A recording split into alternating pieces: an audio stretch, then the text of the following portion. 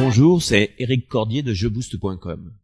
Aujourd'hui, je vais vous parler d'amour. Je ne sais pas si vous avez remarqué que ce soit dans votre entourage, dans votre famille, il y a de plus en plus de séparations ou de divorces.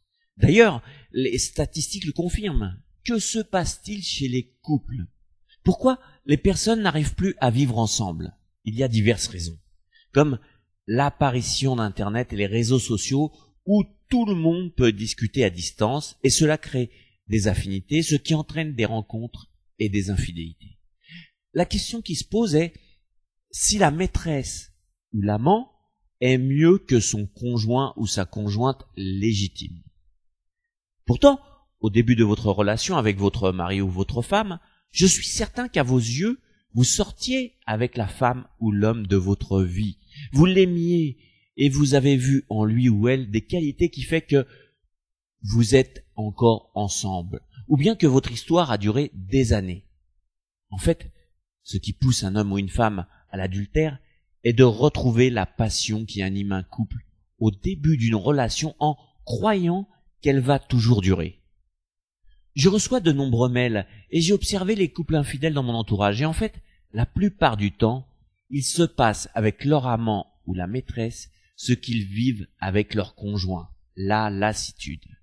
Alors, on se demande à quoi cela sert de prendre un amant ou une maîtresse si c'est pour arriver au même résultat.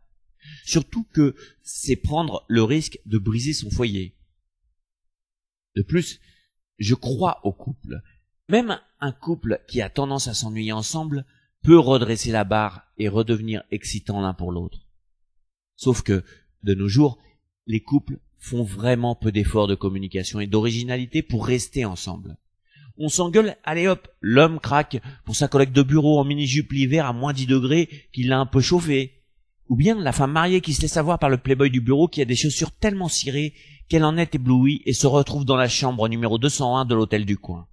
Et puis franchement, vous savez, à partir du moment où il y a mensonge dans un couple, il ne peut pas y avoir de bonheur.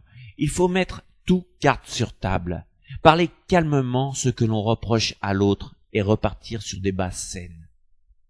Ah oui, si vous sortez avec un homme ou une femme mariée, n'oubliez pas que dans 90% des cas, c'est au début de la relation extra-conjugale qu'il ou elle quitte son conjoint légitime. Si au bout d'un an, malgré les promesses, elle n'a quitté personne, elle ne le fera certainement plus. Alors, à vous de décider si oui ou non vous continuez votre relation. Pour conclure, il est inquiétant que les couples n'arrivent plus à trouver des terrains d'entente. Et on arrive à la rupture.